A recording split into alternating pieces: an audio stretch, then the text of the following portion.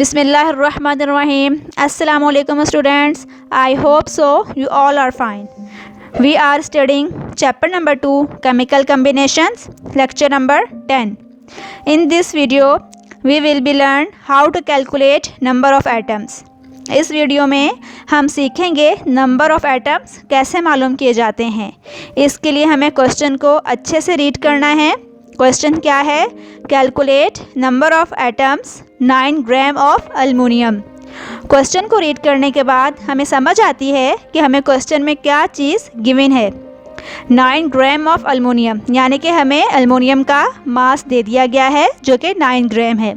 अब हम सॉल्व करते हैं। सबसे पहले हेडिंग डेटा की, सेकंड हेडिंग गिवन की। गिवन हमें क्या है?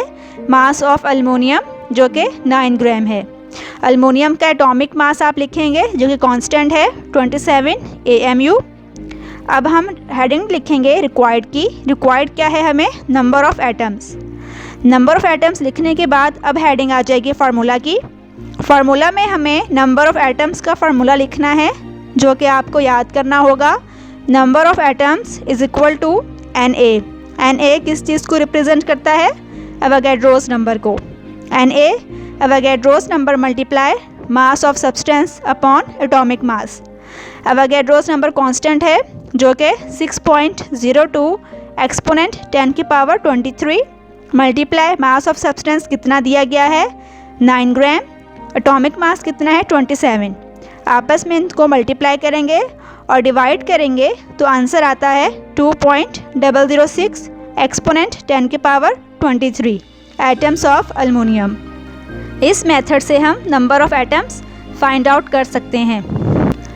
अब आपको नंबर ऑफ़ एटम्स से रिलेटेड क्वेश्चंस दिए जा रहे हैं जो कि आपको खुद सॉल्व करने हैं अपनी फेयर कॉपी पर। Now we learn how to calculate number of molecules. अगर आपको नंबर ऑफ़ एटम समझ आ गए हैं तो नंबर ऑफ़ मॉलिक्यूल्स निकालना आपके लिए बहुत आसान है। क्वेश्चन रीड करते हैं।